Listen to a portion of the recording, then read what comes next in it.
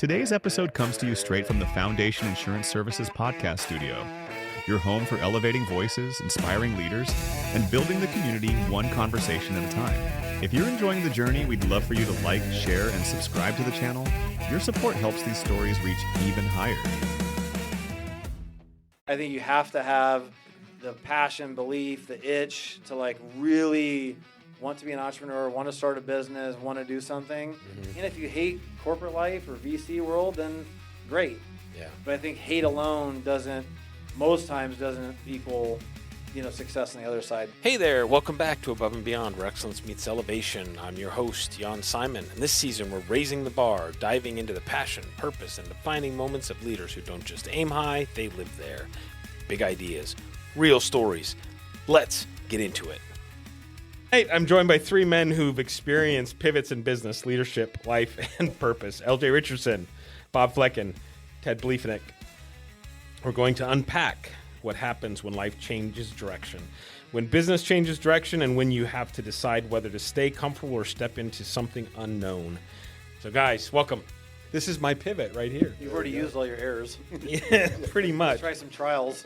Pretty much. We're talking about pivots, talking about life. Talk to me about specific moments where you guys had to pivot, had life kind of running you in one direction, and maybe something happened, stopped you, you ran in the other direction. TJ? Thanks, Jed. TJ was my first choice. I went with LJ. Yeah, Oh, now we know. Appreciate it. You had to pivot. Mine actually happened. I thought I was going to be a lifer at Discount Tire when I started it there at 17, 18 with a kid on the way. I was like, this is going to be a career. I didn't want college.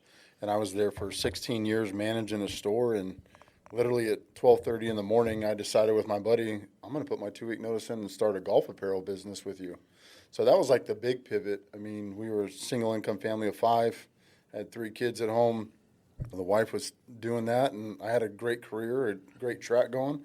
And it was just like, man, I don't want to do this anymore. 8-hour work weeks aren't fun, and corporate America life, and just a bunch of changes. So I always thought Discount Tire was going to be it until I retired, and now Moby Tire is my third or fourth choice since I left that. So When you decided to leave, were you prepared for that? I mean, had you worked your way up to that and got some money squirreled away? Oh, no. Or you just was that's one night you're like, don't. Yeah, unfortunately, that's kind of the way I always go about things, which drives Melissa mad, is that I'm just like, yeah, I think I want to do this. So my buddy was like, when he retired, he's like, hey, I'm going to take a couple years off, figure out what it's like to, become a father and a dad, not traveling and playing baseball all the time. And I think I want to start a golf apparel company. And I was like, all right, cool, man, have fun with that.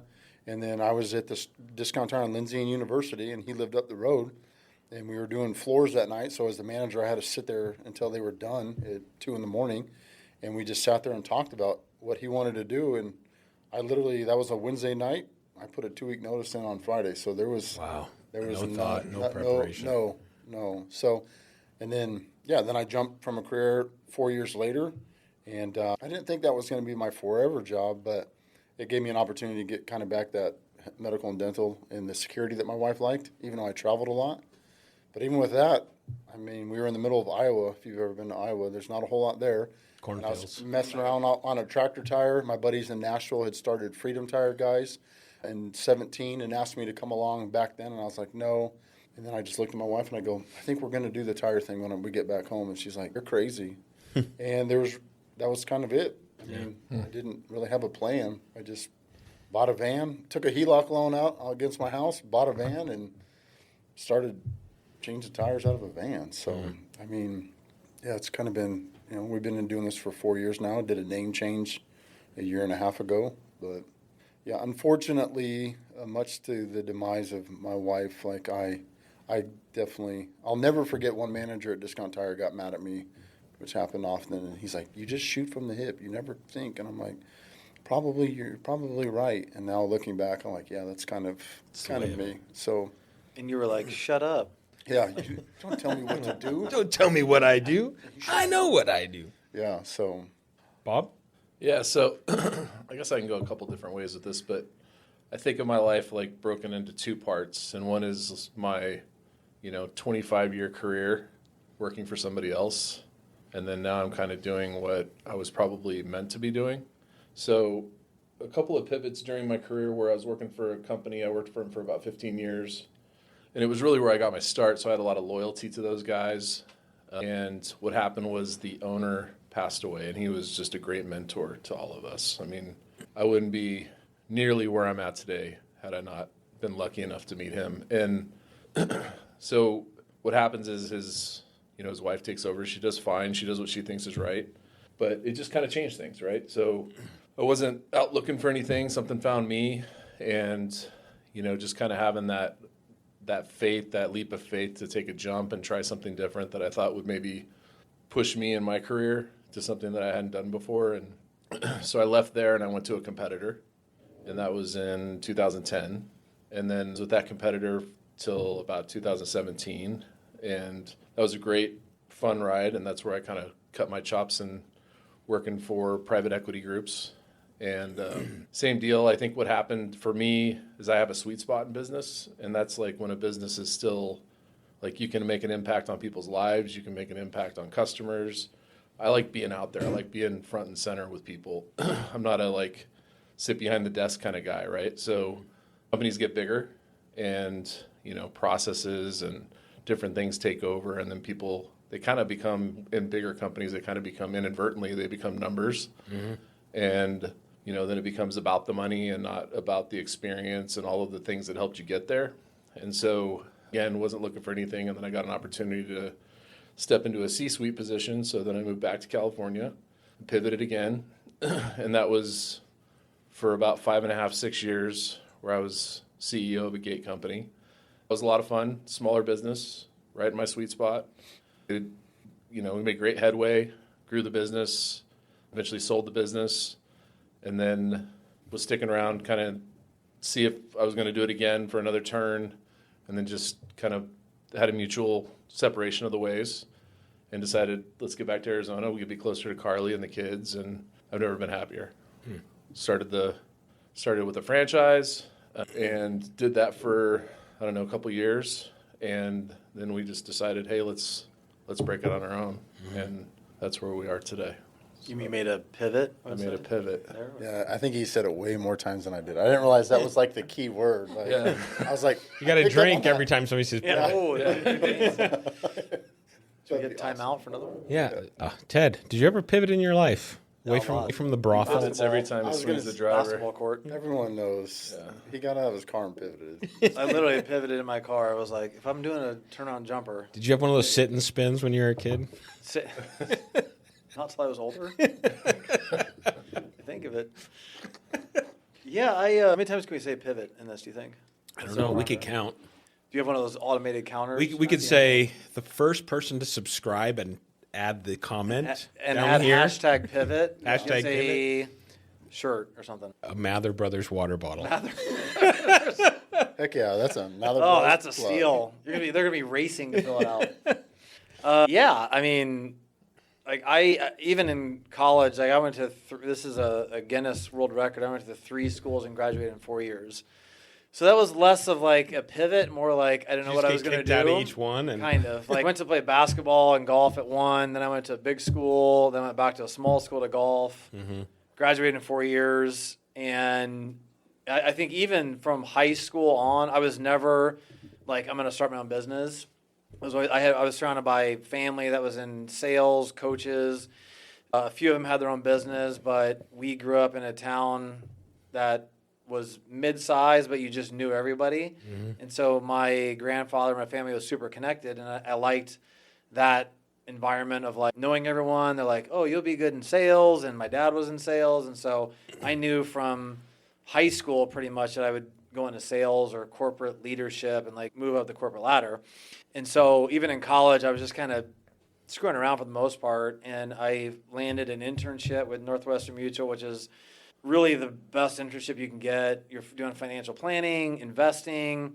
I was calling all of our family, friends, attorneys, business owners to sell them life insurance, which as a 20-year-old is a hard sell. Right. Going to buy life insurance from a 20-year-old in a cut-off tie and a borrowed suit jacket, but it taught me cold calling and relationship building, and I loved it.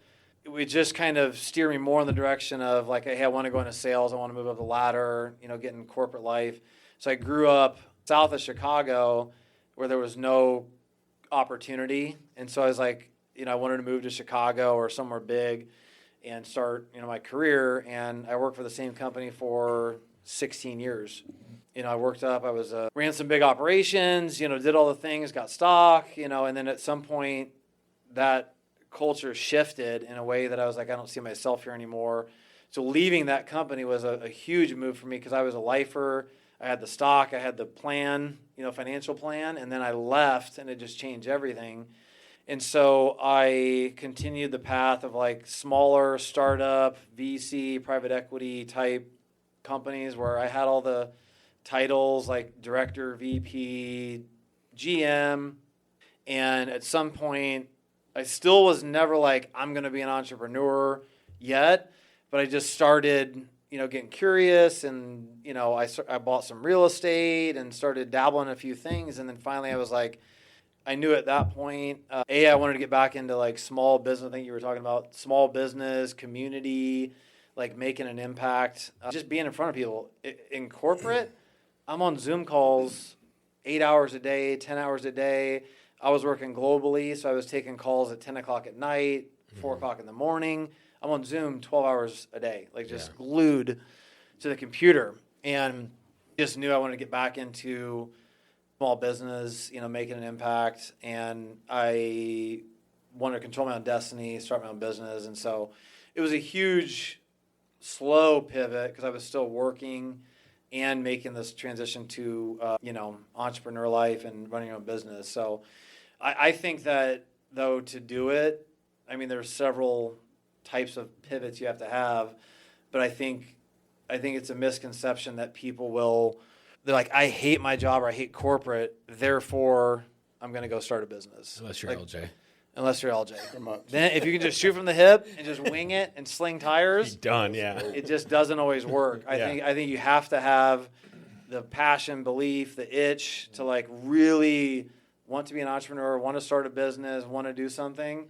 And if you hate corporate life or VC world, then great. Yeah. But I think hate alone most times doesn't equal, success on the other side. But it was a huge shift. I loved working with people and leading teams and doing all that. And then will I lead teams again, bigger teams again? I hope so, but I'm not going to push for it yet. It's just, something that'll happen organically, as we grow. And yeah. This episode is made possible by our partners at Built Different Restoration. When water, fire, or mold damage hits your home or business, you need a local team you can trust to respond fast and do it right. Learn more at BuiltDifferentRestoration.com. Shout out to Guidance Alliance, a trusted peer advisory group for business owners who want honest answers, not motivation posters. Small groups, weekly sessions, ideas that actually work. Visit guidancealliance.com to learn more. It sounds to me like, or maybe I should ask a question. Was there, we'll say I shouldn't say this in this group. Was there an itch that you couldn't ignore that like? I'm laughing at you. itchy. Well, Nothing a little cream can't cure. You never know. the one common thread that I heard is that there was like changing of the guard or the culture changed with what you thought you were going to be a lifer. The owner that you were with, he passed away, and then his wife took over. For me, the same thing is Mr. Hawley, the founder of Discount Tire, was phasing out of the business and giving Discount Tire over to who runs it now, which is lawyers, his son-in-law, and stuff like that. And you could just feel the shift in the culture that made it special.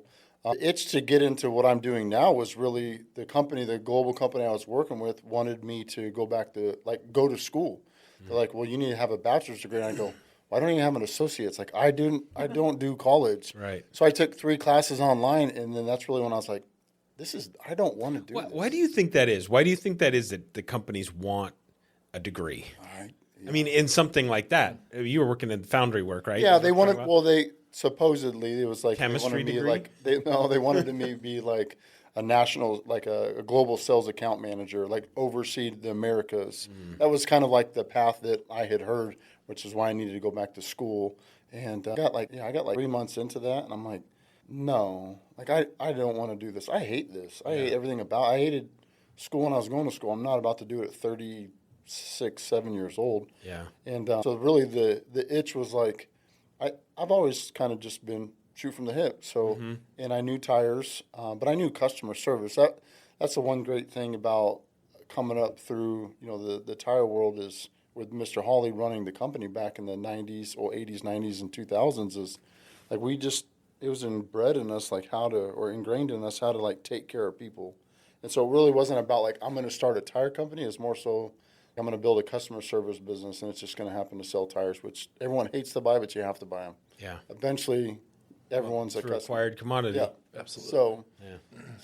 But yeah, there's kind of the itch. I mean, was just I didn't want to do school, so let's just go start my own business. So far, so good. Yeah. For me, it was time. Yeah. Yeah, it was exactly what I think you said. It's such a grind. You're out there and you're just busting your butt, and like failure's not an option, right? So the thing you can give the most of in that scenario is like your time, and now I control my time, and it's time with being at home, time with being with my wife, time with spending time with my kids, things that I did as much as I could whenever they were younger, but I was always like, gotta go to work, gotta jump on a plane, because you had to go make it happen, right? Like whatever it was. So that was the itch that I think really kind of pushed me towards entrepreneurship, and I'm really glad I did it. It's scary, it's a big leap, but all the things that I thought it could be, it's been. All that in a bag of donuts from TJ. TJ. They're coming. Hey, The you tire know what? daddy. You guys deal in the same thing. Round things with holes in them. Yeah. Things with holes, that's Round right. things with holes. You know where Jan's head's going. His donuts are flaky Wait a and second. delicious. They were flaky, buttery. Yeah. What is it that you think would, because for me, there's been a few pivots in my life, but the major pivot was when I started the agency, and that was 7 years ago. And I literally was like, I just put on the blinders. It was like, there's no other option. It was like, I'm done working for anybody else. I'm just done. What do you think it is that keeps people stuck in their day-to-day that would make you, what could have made you not make the pivot? Because we've all made the pivot, and it sounds like, okay, had everything stayed the same at discount, would you still be there? Discount tire pays really well. Like we're talking $250,000, $300,000 for successful store managers. Wow. That's pretty good money to a kid that grew up in apartments all of his life. Yeah. So I knew what was out there. Thankfully, by the grace of God, I never got to taste that. I was only a manager for like 3 years, and I think I capped out my best year. It was like $72,000. So for me, you mentioned time. I started a family at 17 when my daughter was born. We bought our first house at 19. We were married at 19, moved into our first house, and had my two boys early on. Discount Tire basically just controlled my schedule. You're open 6 days a week. You couldn't take really Saturdays off. So I got like a weird random Thursday off during midweek and closed on Sundays. And for me, what drove me to pursue the golf business was my buddy is a believer, and we did church life together, and we weren't going to be open on the weekends. And I remember for the first month, my daughter had volleyball games on Saturdays, and I felt so out of place. 16 years of working weekends. Man, I'd drive by discount tire stores and just get irritated. Like, man, I gave up so much of everything for a company. It's not their fault. I agreed to it, but looking back, I wish I would have done it sooner. I think time was, and when I started this business, I said we're closed on the weekends, and people still to this day, well, you can come put my tires on Saturday or Sunday. I go, no, I'm Monday through Friday, 8 to 5. Like, that's it. Yeah. If your car's sitting at your work on a Tuesday, I don't need to come to your house on a Saturday. Yeah. So, time is definitely what makes it worth it. So for me, I don't know what the question was. I don't either. I was going to answer, but I was like, I forgot the question. I was just going to say time just to avoid asking what the question was. Pivot. Pivot? If I gotta pivot? catch That up. was a great question. What was it? Question. I don't remember. Well, let me just fill in the gap then. I think it's, time for sure, but I'd imagine I work similar hours. Oh, it was why don't people? Yeah. Why don't people make the pivot? Because It's because they're comfortable. fear. That's what I was. Yeah. Like Could be capital. Could be. Yeah. Yeah. Golden umbrella. What are they? Not the golden whatever. And golden some- umbrella. What do they call Golden it? parachute? Golden parachute. Yeah. Golden Some people just aren't crazy Similar. enough, though. Well, I have would to have a agree. certain level of I think though, if crazy. you don't know what you want to do, like I said earlier, if you just hate your job, Right. they get stuck and they can't go do something because they aren't exactly sure what they wanted to do. You might have shot from the hip. I was like, I'm an information junkie, so I just, not educated, but I read and watch Fox News.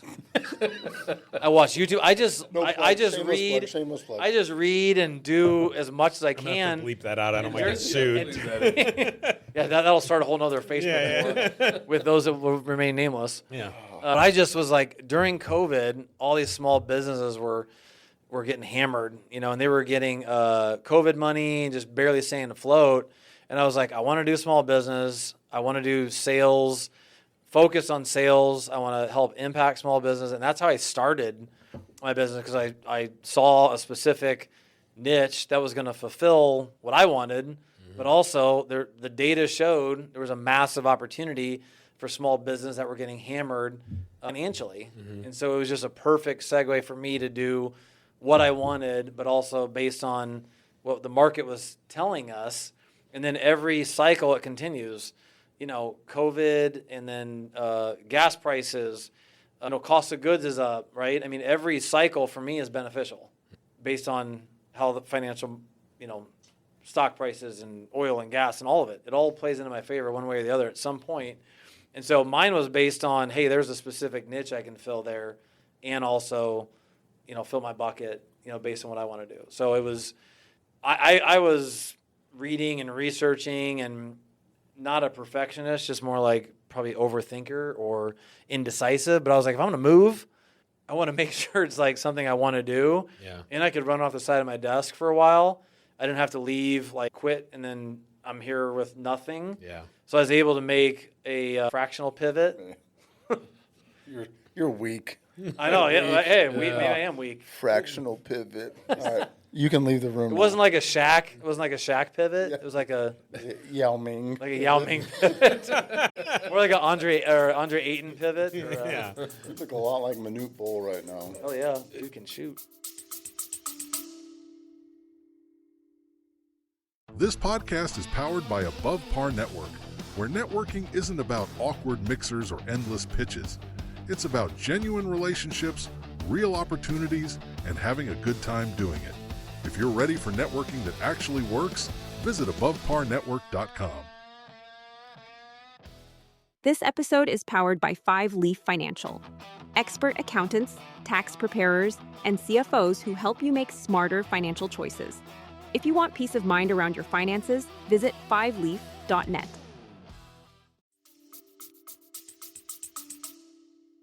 Bob, you've changed industry a couple times.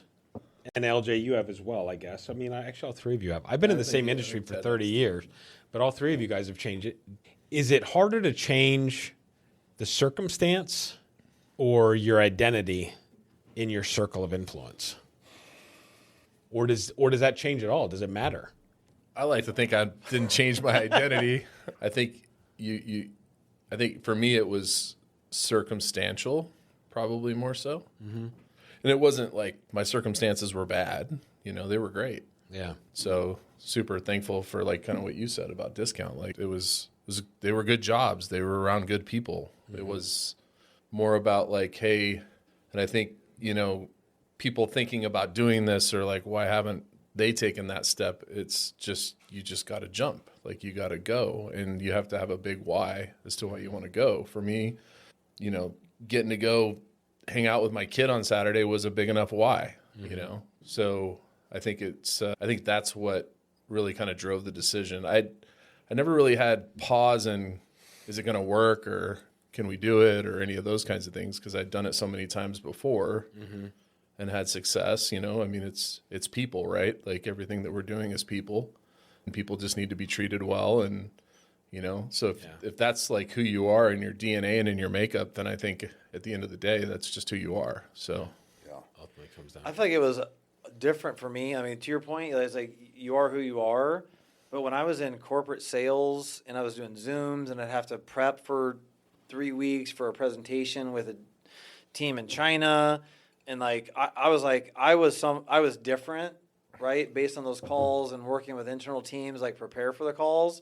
You know, we're presenting to the global leader of contingent workforce at Google, you know, and I'm like, I got pulled so far out of my comfort zone, like the higher up I got, because I felt like I had to be this certain persona in a corporate environment, and then working with Fortune 100 companies. Like, honestly, I had panic attacks, you know, prepping for some of the meetings. I mean, it wasn't even nervous. It was just flat out like complete breakdowns. Yeah. I was like, I fucking hate this.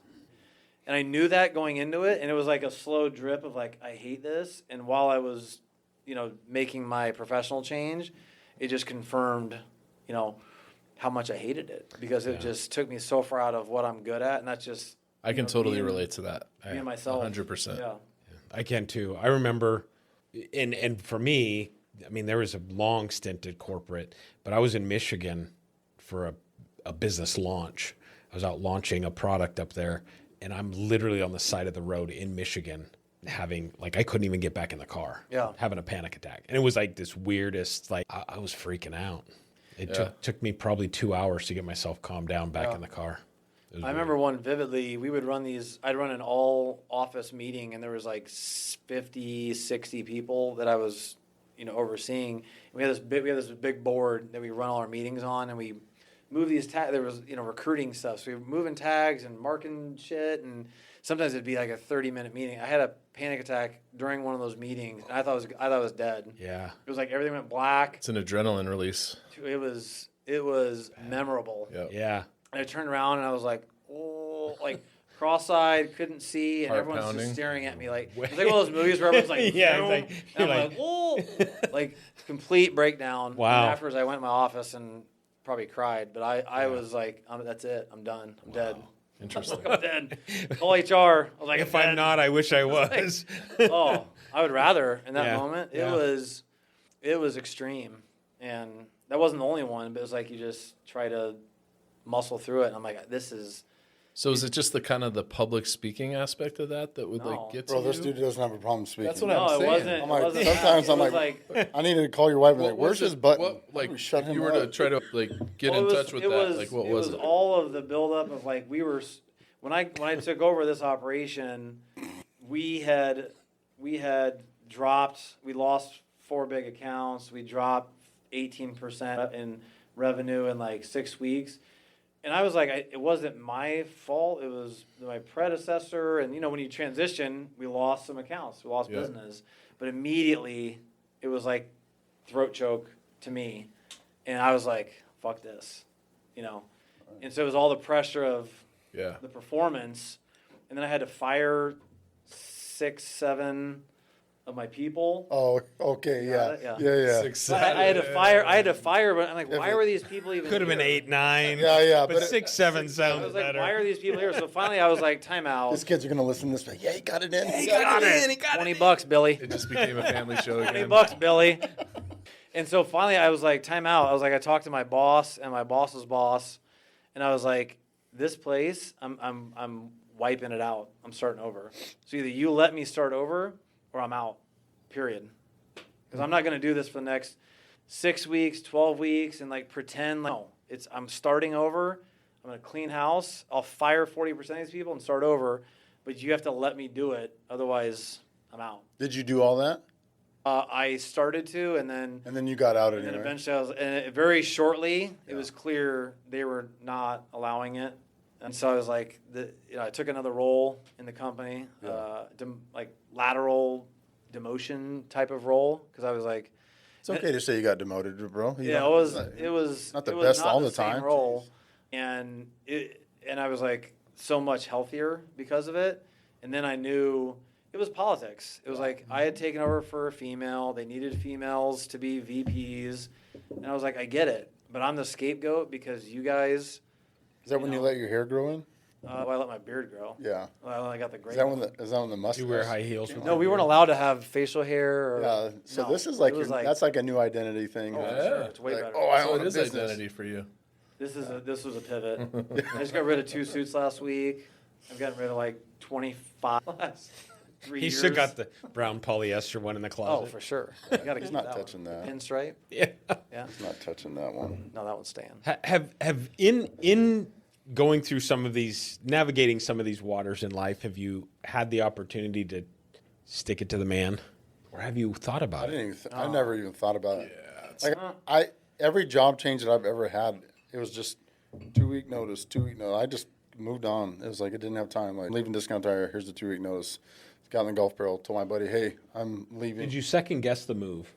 No, I don't second. I'm being honest. I don't second guess nothing, and I'm ready for whatever else is next. Yeah, I'll be straight honest. If like tires aren't it, if God's got something different for me, Next week, TJ's slinging donuts. I don't even care. Yeah, no, I haven't. Me personally, I've never. Even with this, I wouldn't say like I second guess. Sometimes I sit around and wonder like, what's the next step going to look like? Like I even had that today driving back from this event in Glendale. I was like, man. I was in a room full of brick and mortar mom and pop tire owners and a couple of us mobile guys and just listening to them and hearing about some of their things. And I was just like, what's next? I mean, before we started this, I told these guys, like I got to the office today and I told my son and my brother, I'm like, all right, guys, we're going brick and mortar shop and mobile. And they're like, what the heck's wrong with you? I'm like, it just sounds good right now. And they're like, and in he's my at mind, it again. And in my mind, I'm like, man, I could make it work if I wanted to open up the shop here. We could just do tires here and just start taking appointments at the shop. I mean, I'm just always like it definitely is not a downfall, but for me, I'm always like, all right, what's the next best thing? Restless. Yeah, like I've been doing this 4 years now. Like Discount Tire was so long, and then it's been like 4 years golf, 5 years foundry business, 4 years tire, and I'm like, all right, what's next? And that's part of the reason I invested in the golf club company. I was obviously hoping it would move along a little bit quicker, but there's some things just behind the scenes we need to work out, but. I'm really excited about that. I keep telling my son, like, hey, man, I need you to kind of get up to it. I talk to my brother who's involved. I'm like, guys, we have an opportunity to, like, pass the baton. I'll still be involved, but you guys can run this day to day. If the golf thing can go, then kind of want to go do a lot of that.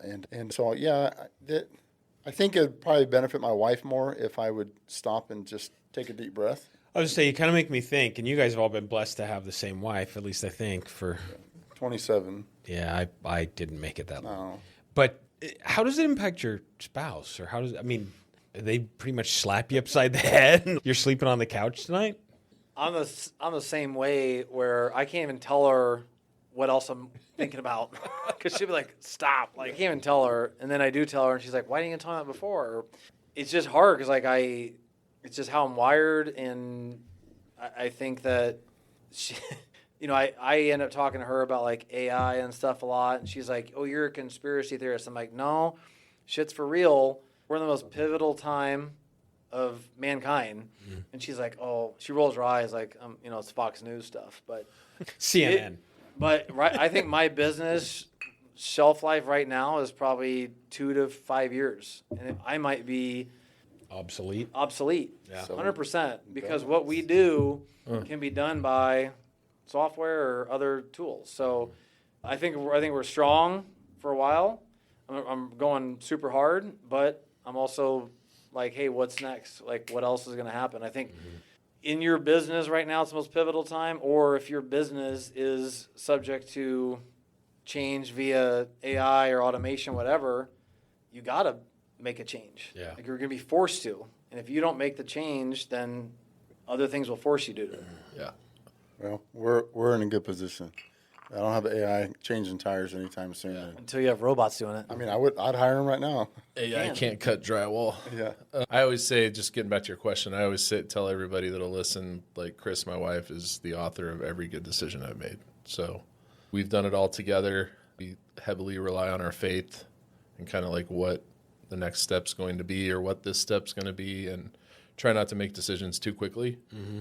Yeah. So, I mean, as far as the wife's concerned, but yeah, there's definitely been moments where I've had some crazy idea and she's like, nope, we're not doing that. You know, in the beginning when I was younger. And do you push back on those? We push back on each other, right? Like, it's healthy. Yeah. Yeah, we pushed back. I own a mobile tire. I own a mobile tire business. Of course, you're not doing that. It wasn't like she goes, go for it. What's a mobile even on the tire? restoration thing, she was like, "Are you sure this is what you want to do?" I was like, "Hey, this is what I know. It's techs, it's trucks, it's mission critical, it's rapid response, it's all the things, right? So it just kind of fits. It just kind of fits what I know and what I love to do." Yeah. Yeah. So she's like, "Okay, I can get behind that." How about the kids? The thing I've learned about my kids is they don't necessarily want to follow my footsteps. And I don't think and I'm good with that. Yeah. You know, they've seen dad work really, really hard for a long, long time. And I think they've all got great work ethics. You know, Mattson, my oldest son, he's in the business. He loves it. He loves what he's doing. He loves helping people. He loves working with his hands. It's a great fit for him. And he's great at it. He's the man. And then Nate, you know, he's going into the military. That's where you know, he wants to be a medic. So, you know, Carly wants to be a mom and wants to get back to the church. And so, like, and I don't know. I don't think I ever really had this right perception or misconception that, like, that's what they needed to do. But I will say, when I first initially started the business, I was like, hey, maybe the kids want to get into the business. Maybe, you know, kind of like what you're doing, right? That. Yeah. But I've learned, even this year, my son and I had some hard talks, and I was like, all right, so maybe we just grow this thing and we sell it. Maybe we find a company that wants to buy it. Like, if you want to go do something different, you know, I kind of hogtied him into it. He was working for Discount Tire, and I was like, all right, let's go do this. And he's like, So, okay, yeah, Dad. Definitely, yeah. My vision doesn't have to be my kid's vision, which my oldest, she worked for me for a little bit before she left, and she's like, Daddy, I don't like talking to people. I don't want to answer the phones. I don't want to have to learn how to quote tires.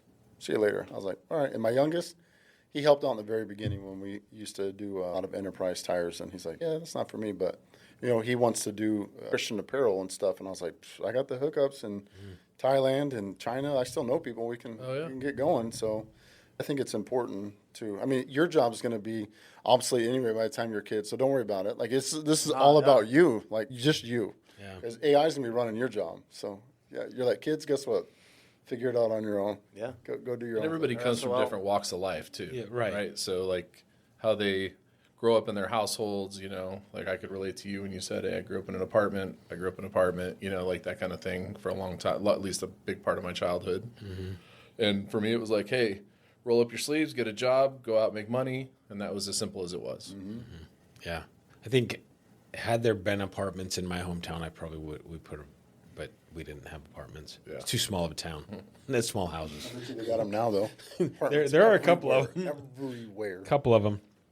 What type of process do you go through? I mean, and we've kind of talked about this, but what type of process do you go through when you're contemplating opening a new business or making a pivot in your mind? Or was it just really necessity? I mean, I think about myself, and I got fired.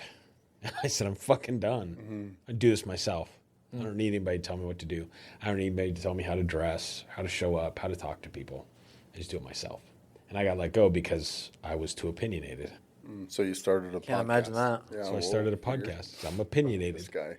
I don't know about you guys. I think it's like, what are it's almost down to the task level. Like, what do I want to do every day?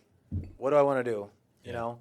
And then it's what is out there in the market, right, that I can do, or people to meet with, businesses. And then I think putting them together and saying, hey, this is the right fit for me. Like, even now, I still, like, I work from home, but I would love to be out more. Like, just if I had 10 meetings a day and 2 events a week and golf once a week, and if I was just 95% out, that would be my ideal position. I'm not. I'm still at home too much. So I'm still not living like my ideal day-to-day business life. I'm at home too much. Yeah. It's like I'm still not where I need to be, where I'm just like out in the market constantly. But I think it's like, what are the tasks and skills you have, right? And like writing them down and then saying, hey, what's out there in the market? Unfortunately, I went through that exercise a little bit to land where I was, but I think a lot of people make a move and then they're like, man, I don't want to do donuts or tires or insurance or whatever the case is, and then they're forced into making another move. But again, some people are shoot by the hip, some people are over analytical, so there's no science behind it. Like you just have to make the move eventually. Take the shot. The only thing you have to be is like not afraid to fail. Yeah. Like, no matter if you overanalyze it or if you just like go. And I do kind of flippantly be like, I shot from the hip. Like my buddies, so I'm born and raised here. And the first time I ever went to Tucson, Arizona was when I started that foundry job. And it was March of 2017. I had to drive down there to visit 4 foundries. And my buddy in Nashville called me, and that's when he was like throwing this idea about Freedom Tire Guys, mobile tires. They just left Discount Tire. And he was like, bro, you want to get in? And I was like, dude, this is the first month of a real job I've had since, like, I left Golf Apparel startup. That was a lot of fun, a lot of travel. But man, like, my wife is super happy because I started this foundry job at more money than I ever made at Discount Tire. And I got a brand new 4Runner, and they paid for everything. So it was like, wow, a huge blessing. And so like he planted that seed, and I really thought like, because I like to travel, I like people. I didn't know anything about foundry. The guy that hired me was just like, you can talk. So, and I mean, I would walk into foundries, and I'm like, I have no idea like what I'm supposed to be doing. You guys melt stuff here? I wasn't afraid to fail, but what I'm getting at is he planted this seed. So once 2020 hit and I couldn't travel and I found myself smoking cigars and building chicken coop, that's what I basically did with my next door neighbor for forever. I did the Zoom calls from 5 to 8, and my day was like done. Like no foundry guys answering emails. You know, those guys just aren't doing it. So I didn't have a whole lot to do. And then my wheels started turning. Okay, well, you know, tires. These guys have built a model out in Nashville. It's working really well. So then in 2021, I kind of reached out. And so it wasn't like a full, like I woke up one day, but I've been dabbling with it. I mean, you want to see the success behind it. And I still think there's a lot of room for growth in the mobile tire market. But I wasn't afraid to fail. Like basically, I was like, I'm tired of doing what we're doing. This isn't very fun. It's not fulfilling. Poor wife. She's like, gosh, dang it. And I mean, we bought a van. I drove it home, and I didn't have like customers.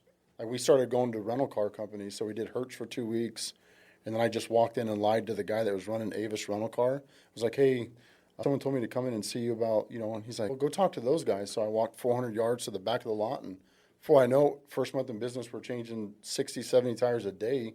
For a rental car company, trying to figure out how to do residential, but we're like, who cares? We have a job. Then I got fired from them, and lo and behold, the one little business card I dropped off in March previous at Enterprise, a week after I got fired from Avis for some things, they called me and said, hey, we need someone to change tires, lots of tires, probably a couple hundred a week. And I was like, yeah, I know a guy.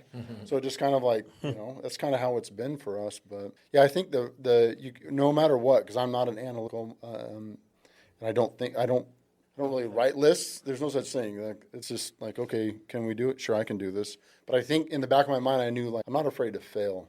Like I'm not afraid, and that's where, you know, when I left Discount, that's kind of how it's been. I'm like, I'll figure out golf apparel, and I did. I mean, I sold Mesa Chambers. Sally and I have known her now for a long time. I started selling them polos, and I mean, we were doing Alice Cooper's tournaments. I mean, we were gangbusters. We had LPGA players. It was a lot of fun. But we weren't afraid to fail. And then the foundry business, I was like, I'm going to fake it until I make it. Yeah. Same thing with the tire. Like we'll figure out how to do it. So I think that's what runs deep into entrepreneurs is deep down inside, you know that you could wake up and it could be over. Like you just run out of money. You're just like, well, it wasn't it. Now like, what? Yeah. Now what? So Let's talk about corporate, because we've all been corporate to an extent. I mean, I'll say Discount's corporate, although you're in a tire shop. The Morgan Advanced Material, that was more corporate than anything. Well, that's true. Yeah, that was crazy life. I'd never experienced. I mean, at Discount Tire, I never had to do PowerPoint presentations. Like we would have to do sales meetings. All the guys from across. Did you have to wear tie and stuff? Yeah.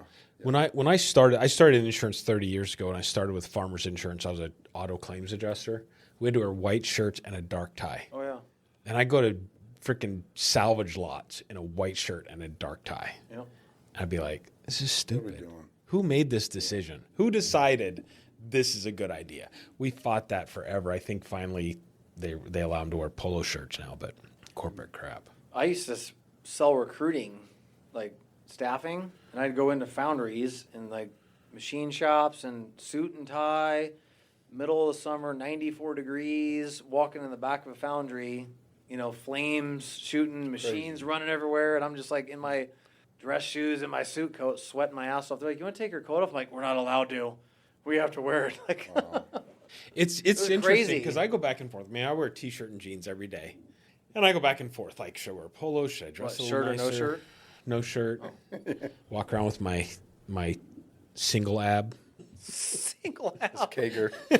I got a keg. I'm building a shop. It's okay.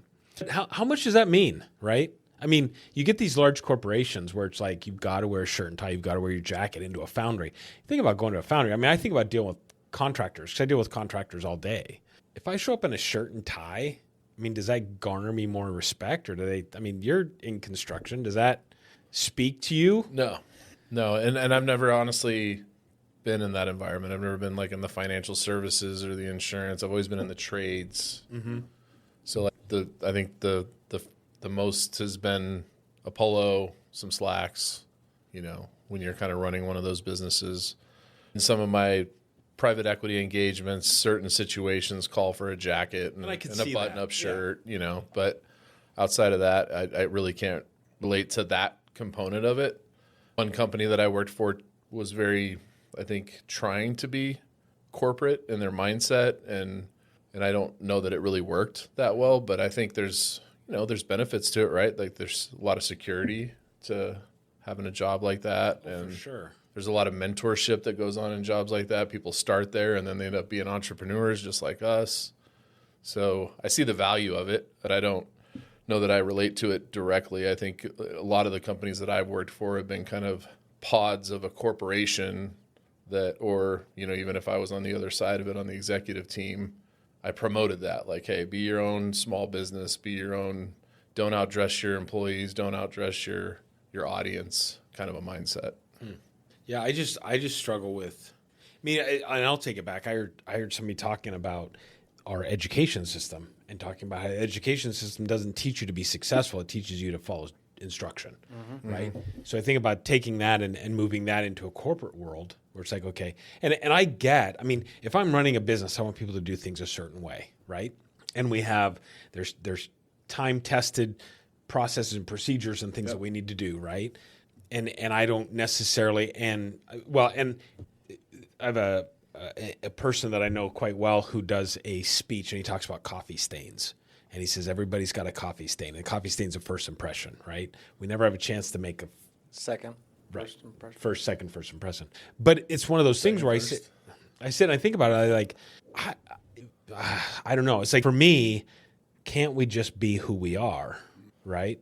Without having to pretend like we're something else in order to garner whatever it is. And I struggle with it because I just feel like I am who I am. If you don't like it, whatever. But I don't know how you guys view that. But what if that's growing you? It could be. What if that environment's growing you to, I mean, I'm talking about like The corporate. you're 20 something, you just got out of school, you get this corporate job. Yeah. Teaching you. You show never up, had to do present a things. PowerPoint. You never had Yeah. So I think it has its place. I could see that. Yeah. I mean, for sure, like we were all a bunch of 22-year-olds in my corporate company. And so to that point, I got into leadership like at 23, 24. But I was taught, like within 6 months, I was told, hey, people like you, but do they respect you? I probably said this on. Yeah, you said that on my podcast. They and I got- like you, but do they respect you? And I was like, fuck you. That You know, he and said that on my podcast. He said that on the episode of the podcast. It is. He texted me and he goes, It lives rent free in my brain, and I want to know. I mean, people like me, right? I know that. yeah.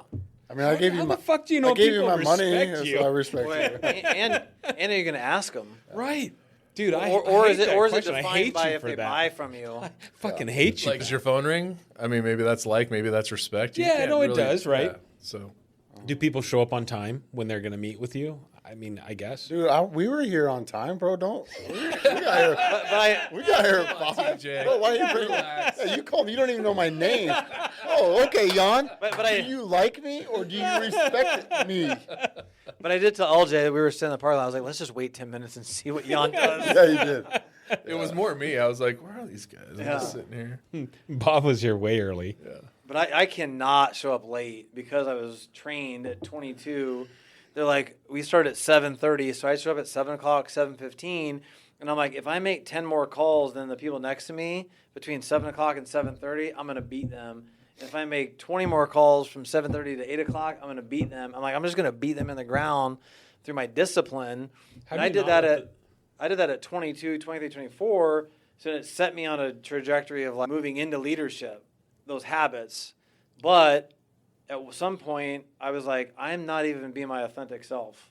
Because I got so, after that conversation about they like you, but do they respect you? I was like, I'm going to rip faces off and I will punish people if they don't do what I say.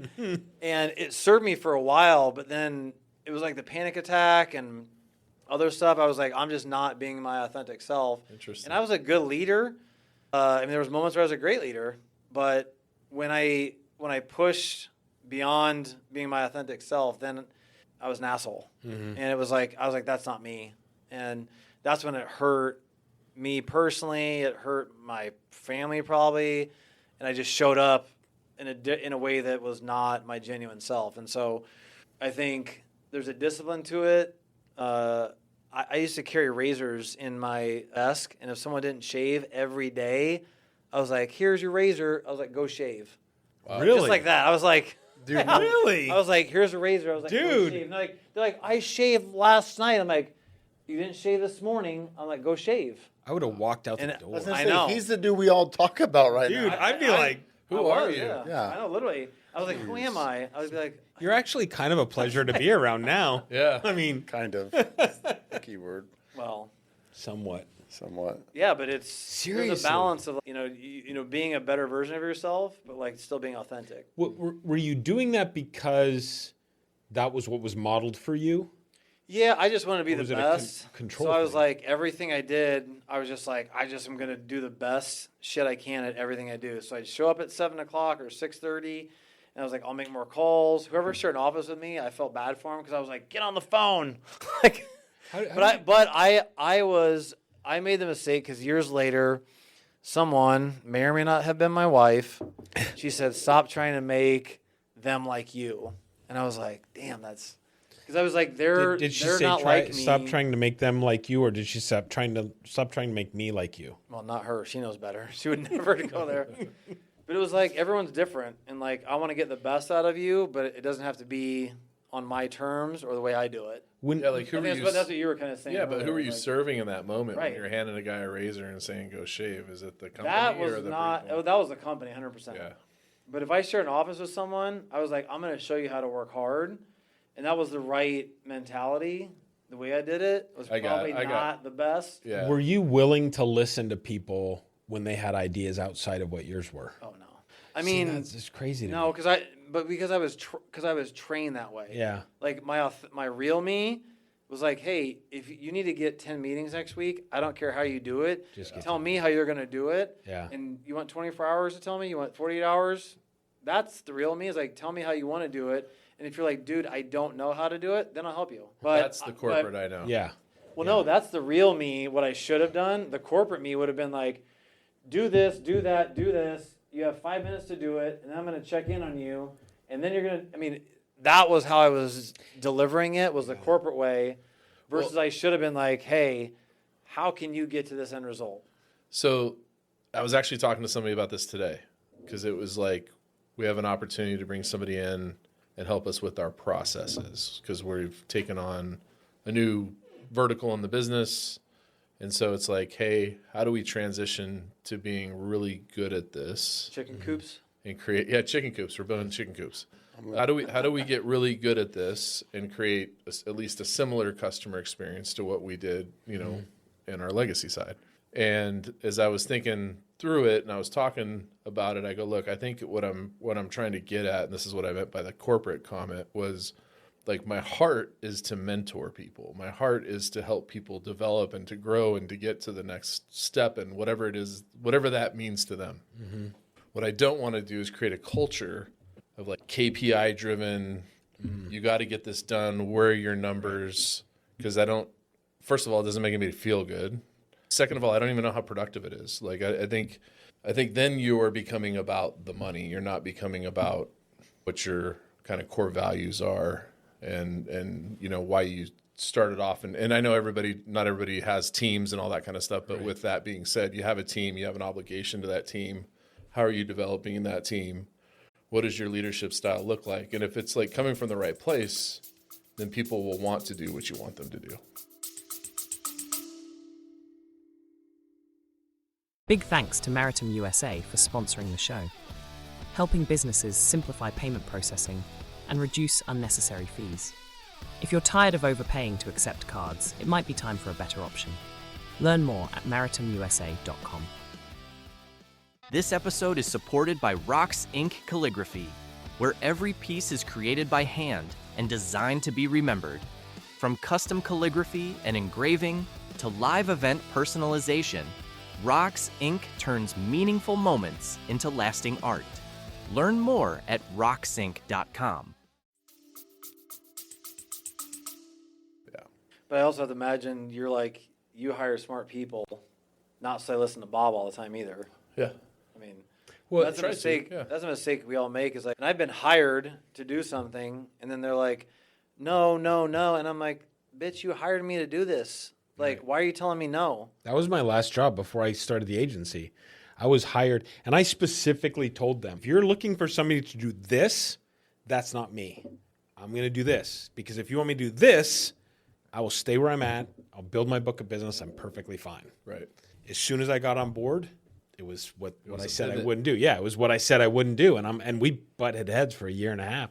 Finally, she let me go, but it was because, I mean, every conversation we had was, I'm not going to work to somebody to sell. If I'm going anywhere to sell business, I'm going to go work for myself. But I'll come help you build this division and blah blah blah.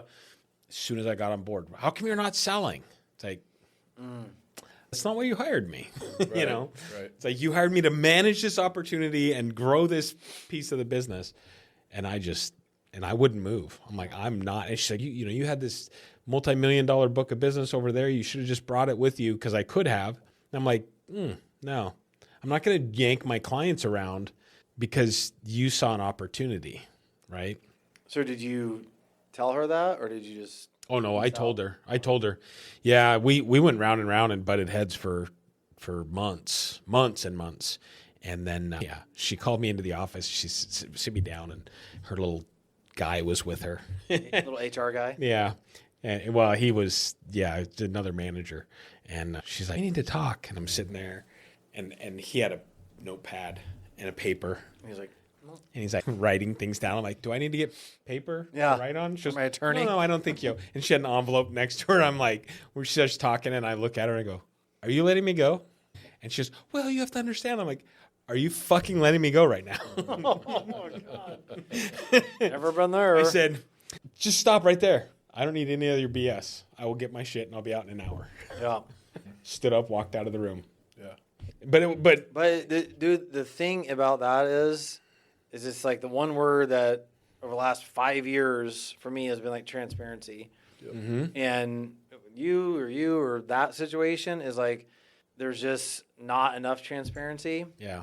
We used to call it feedback back in my corporate days, like, giving someone feedback. But then feedback turned into this forced conversation where like, hey, you got to go tell them feedback. And it was this corporate rigmarole about we got to give everyone feedback. And it was not authentic. But if you have a team, like the best thing you can do is just have transparency. Yeah. Like, period. Well, and allow feedback without repercussion.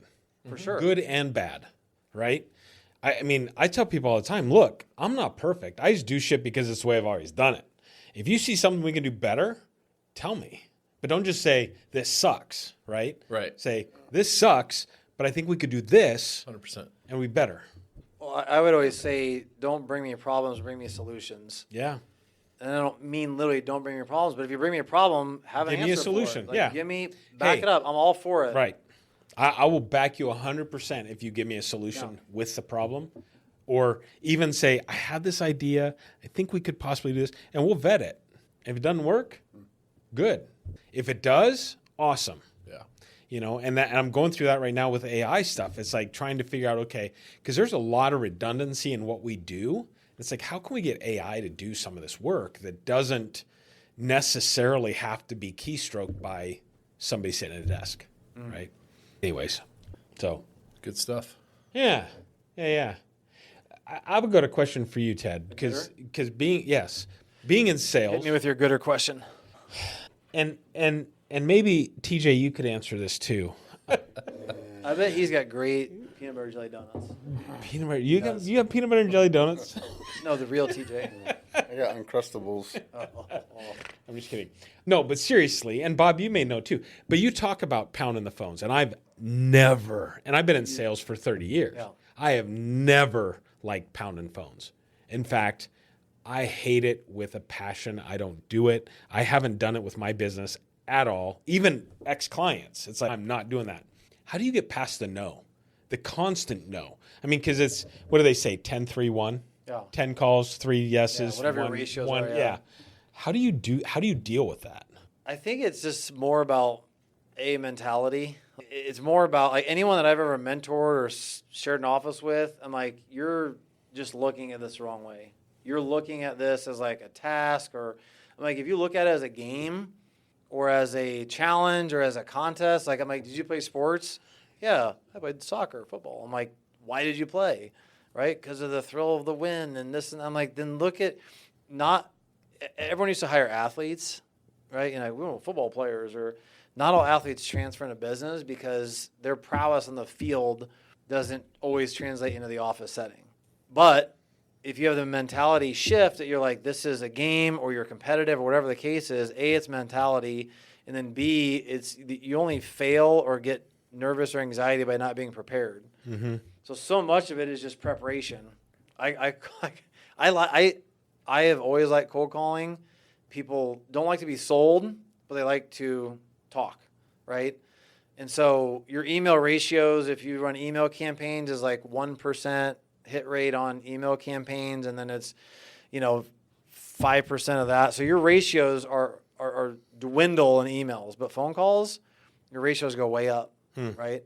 And it's really just about mentality and preparation. And so I called a lady today. Actually, she's at a school system, and I looked up how many students they have, how many employees they have. I looked up because all the school stuff's public.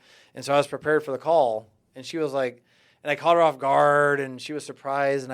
And speaking of pivot, I was like, I had to talk to my audience. Mm-hmm. So she's a payroll manager, probably in her, 50s or 60s. And so I was like, hey, how's it going today? Like, how's your day? And, I kind of warmed the conversation up. We just chatted. And so we're on the phone for 7 minutes, which is a long call. And I was finally I finally got into my sales spiel, and she immediately got squeamish, and, but it's really just about, mentality and preparation. But people want to be talked to. Yeah. Right? They just don't want to be sold.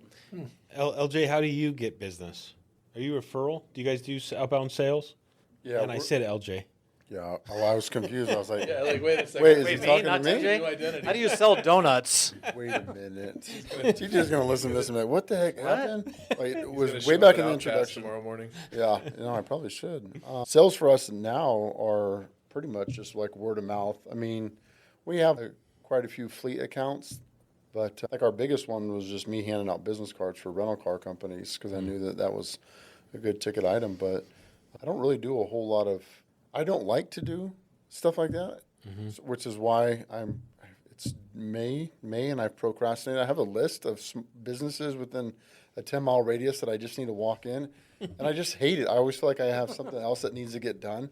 Because in my foundry days, my first trip I ever took, I had to go into Southern California, and I had to go into Salesforce, and I printed off 86 foundries that were in there. And I had to do in 4 days, I had to basically MapQuest and figure out, and I drove around, and out of 86 foundries, I think half of them were closed. They had gone under in California's California, and they couldn't meet EPA regulations. And I just kept walking in. I don't mind walking in and just kind of talking to people, but it's the whole adage that you said is people don't want to, they'll talk to you, they just don't want to be sold. And in the tire business, it is easy to approach people that go, I'm not trying to sell you a tire. I'm just trying to sell you convenience for your people and for your employees and to save you downtime. Because best ops and built different. There you go. Installation. Right. Pivot.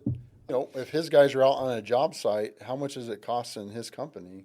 Right. That's what I just tell people. Is like, look, the $60 mobile fee, I'm going to go put 4 tires on while your crew is still working or before they leave the yard. Is way cheaper. I will tell you, I mean, you guys came and changed Christine's tires. Yeah.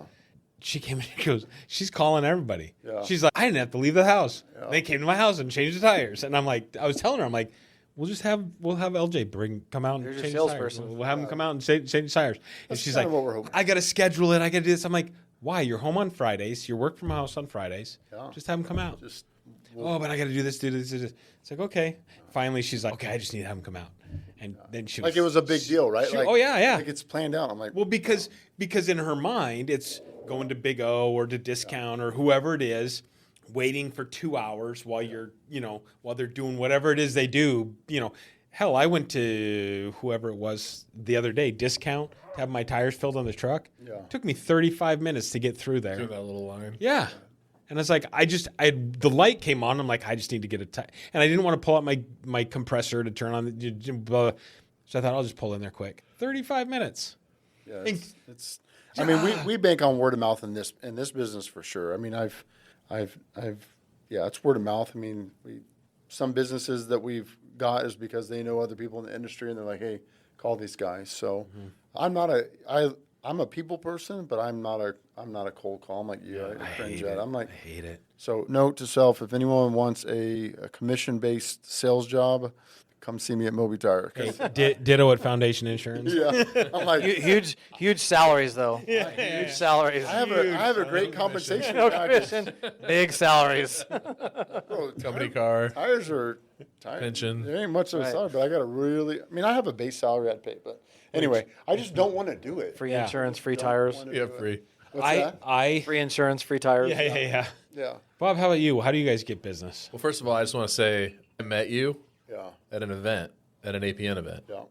And I was like, I like this guy. It's authentic.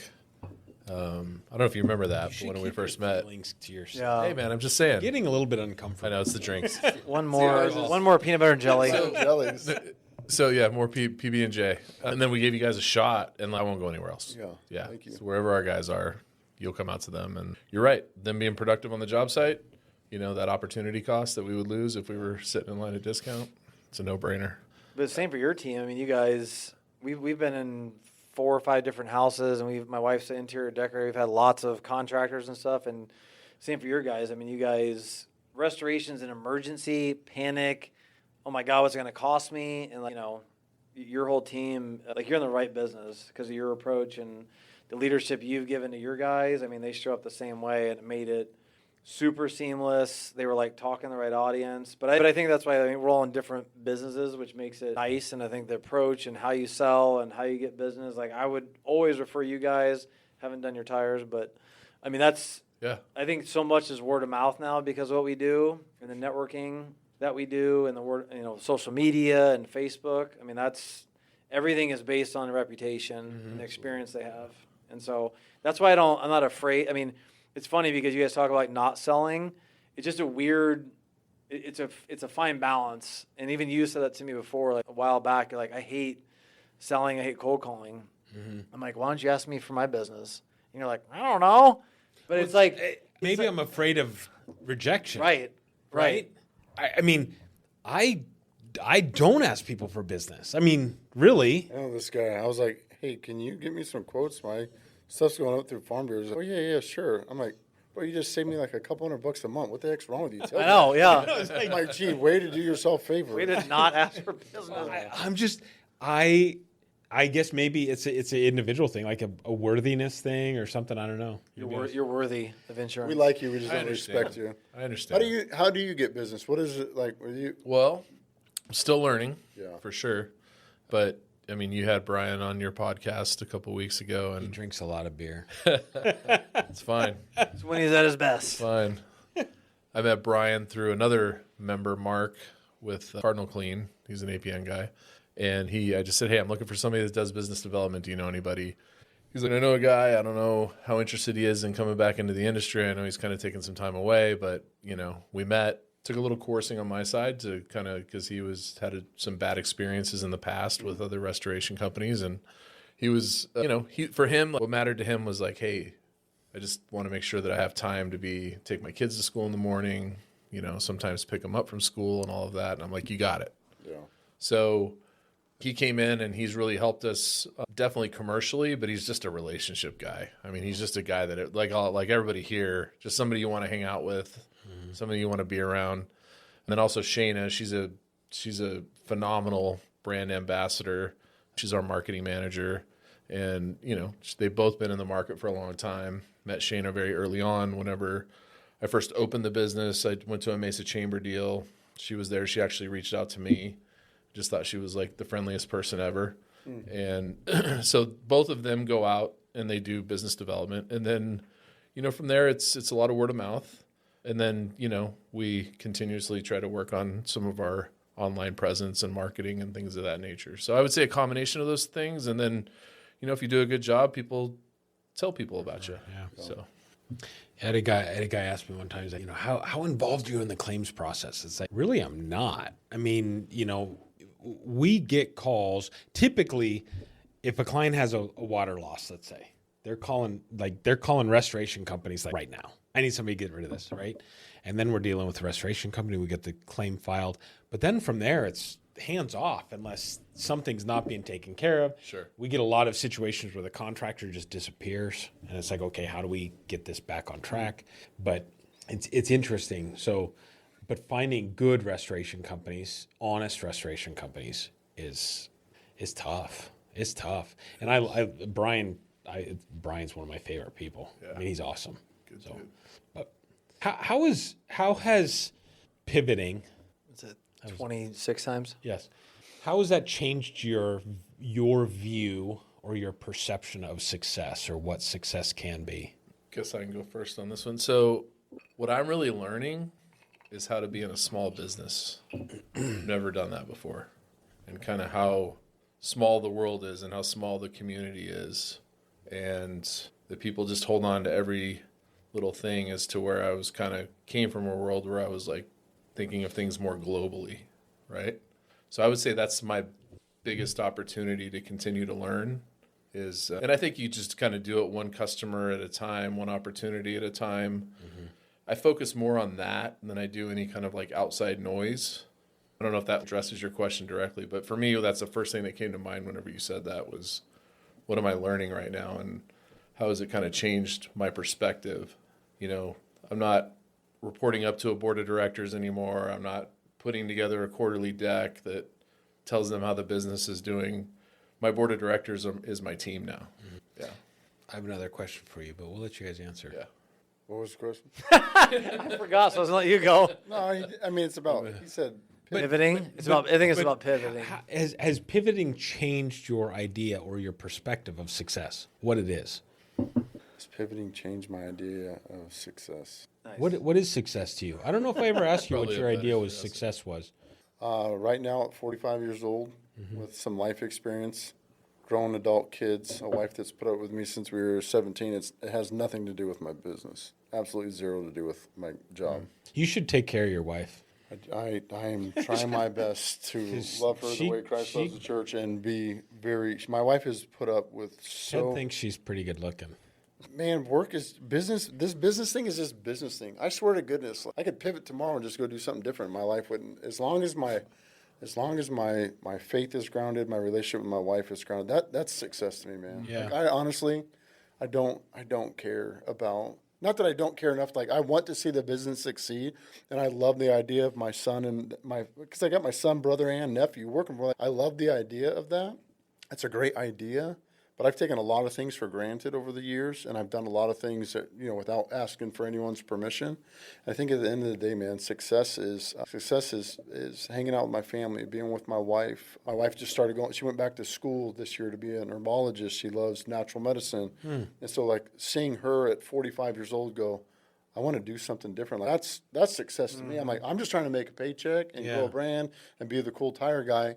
But success is having a Christ-centered home with a wife that puts up with me and kids that want to, grow up and be good contributing members. I don't know. It's really overly simple. Love that. Going home tonight, having dinner and watching a show with my wife. That's successful to me because I can be very selfish and I can be very self-motivated and I could get lost. And the first time I took a call on a Saturday and I changed tires for a guy because I thought those 2 trailer tires on a Saturday after I drove from Signal Butte and Ray to by the airport to pick up 2 tires in the mobile tire van to go back out by my house and change 2 tires for $210. And I walked in and Melissa looked at me and she goes, I thought you said you weren't going to work weekends. was like, she's like, you said that. And I was like, you know what? You're right. And so success has nothing to do with Moby Tire. It's a great opportunity. It's a platform. And I'll shut up after this, but my son had the opportunity to go. There was a lady that had a blowout tire, and we couldn't get her a tire. So she Ubered to Walmart, bought the tire, and then had to Uber back to her house. And she had no money. And so my son, this is success. My son says, Dad, I just mounted it for her for free and told her, like, we just get to work safe tomorrow when you get back to work. We're happy to help you out. That's And awesome. he was like, it felt. That is freaking I was awesome. like, son, yeah. if we can That's use this awesome. platform to bless others, then just go do it. We're not so hungry about, $120 mobile fee and service call. Like, that's not us. So that was super. I went home and told my wife, I was like, man, Gannon did this. And, he's a smart kid, but that's successful to me. But the fact that your kid carries on what I would say is a generational legacy of compassion. Sure, 100%. That's more important huge. to me than Huge. How much money we put in. Yeah. I mean, those are all. I need those things. Like Yeah, my right, rent, right. The $6,000 a month in van payments isn't. I love it when people go, "Oh, it must be easy. You don't have a brick and mortar shop." And I go, I drive around in $6,000 worth of vans. Like, you got to make the money. That's your rent. Right. So, but that's success to me. Yeah, is my family and just going home at night. Yeah. And seeing my kid grow like that and take on roles and responsibilities and be compassionate towards other people. That's awesome. Yeah. Did you want to add something? Follow that, Ted. Yeah, no shit. I mean, I know these guys enough. I've hung around them enough to know we're all similar in that aspect of like family and meeting these guys. Like, we have a blast when we first met, and I've golfed with them a bunch and done a bunch of stuff. And I think we're all different in a way, but same in the way that, I've met their wives, I've met their kids, and vice versa. And that's what's cool about this. It's like we all do different things. We're all a little different, but these guys are close friends, and they are super human beings. And I think just getting our kids, and I know theirs are already doing good shit, is like getting our kids not to do my business, because I don't know that mine will, but just show up and be good human beings. And what the pivot was from like when we were growing up, my parents, and they were like, you need to go into sales. And I was like, okay. Turned out they were right, and I did well. Doesn't always work that way, but for my kids, I'm like, hey, think differently, challenge yourself, be a good human, teaching them to shake hands, look people in the eye, call them yes sir, no sir, because that skill is gone for this younger generation. And I say that not to sound like an old man, but it's just true. Yeah. They're buried in their devices, and they don't know how to interact with humans. So the greatest skill moving forward, and where my wife is a badass and does amazing things and teaches the kids the same thing, is just teach them to be good humans, have really good character, and then whatever they want to do professionally, God bless them, and I'll help them be the best, whatever they want to do, right? They don't have to, and they probably won't do exactly what I do. But that success is like having them. For a while there, I was like, I'm working hard to make money for my family.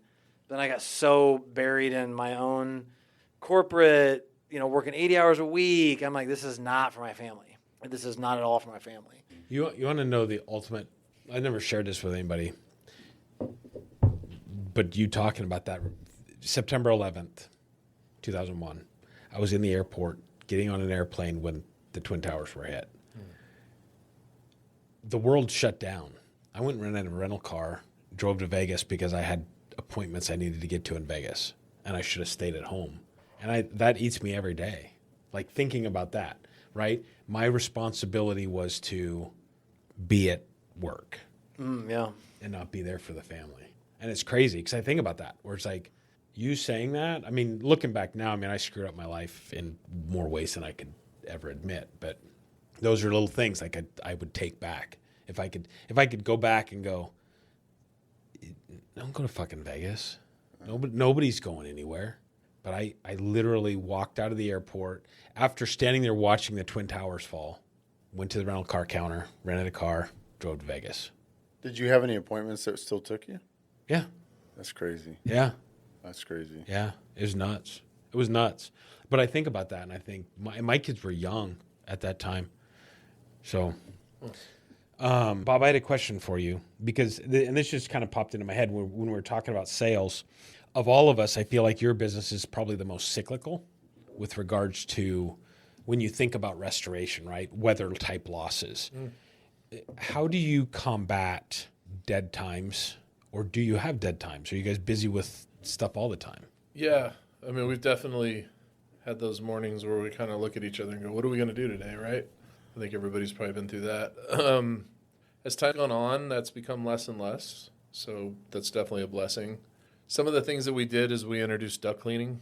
It was like, hey, this is something that we could, because for me, and I've said this so many times, it's like, I just want to make sure that the guys have hours. That's kind of like as simple as I make it. If the guys have hours, they're out there. I mean, naturally they're producing revenue if they have hours. Right. So part of that was like, hey, let's get into duct cleaning. So we went and got all the certifications, and that's actually, worked out pretty well. In fact, it's like, hey, maybe we just need somebody that's doing that now. Weather definitely creates surge. But over time, one thing is about Arizona, and I think anybody in restoration would tell you this, these houses aren't built great. No, they're built like shit. And then we do a lot of multifamily, so there's a lot less care given by renters and things of that nature. So we run into things there as well. So, knock on wood, it's been pretty consistent through what was last year a very slow time for us. And I think just time goes on, right? Like your business becomes more relevant, and people remember you, and then they tell somebody about you, and so hopefully you're building that goodwill over time. What are you laughing at? No. You related to it? Yeah, because He's getting into windshields. No, I've had people ask me if I'm going to do mobile oil changes, and then I would say pretty much every mobile tire other company out there now, they do brakes and they do everything. And I'm like, I'm not doing that. I refuse to do that. But I was talking to Melissa before I came, and I was like, yeah, I came back to the office, and I told the boys, like, let's open up a brick and mortar store. And she just goes, hey, she goes, you've been in business like 4 years. It's not like it's been an eternity, and it's not like mobile tires are like this big, like you're not fighting like off 100 different companies. She goes, eventually it'll just, people will tell people, and then just, Uber Eats, I would never pay the money for it, but it caught on, right? Like Ubering and lifting, like that stuff, like you were just like, no, I'll take the cab, and it just catches on. So she just kept me grounded with, you're so, I'm looking at the schedule for tomorrow, and I'm like, oh my gosh. And the thing with tires is like, nobody, I mean, Jan, you guys planning out like 3 days in advance was huge. We started like the day off with like 2 or 3 jobs last Thursday, I think, and we ended up with 13 jobs. Wow. Because you get into work and everyone's like, oh, I got to do this. And it took me back to my discount tire days where I was like, we would do that. We'd unlock the door and we're like, well, I guess it's going to be a slow day. And then halfway through the day, we're like, holy crap, someone opened up the floodgates, because nobody likes to deal with tires until it's like you have to deal with it. Right. So I've learned to just be content with the slow days. My guys get paid sometimes to sit in the break room and sit on their device for an hour, because I'm like, well, it'll come. And if it doesn't, then go home and we'll come back tomorrow. So I think just pay. I just laughed because that's what was told to me about 2 hours ago is, look, it's going to be just fine. You're not 20 years into this just like losing out every day. I'm like, oh yeah, you're probably right, babe. And I also think there's something to this, like, build it and it will come mindset. So like right now we've just added another van. We've got the guys to go into the van. We know we're coming into the summer months, and traditionally that's been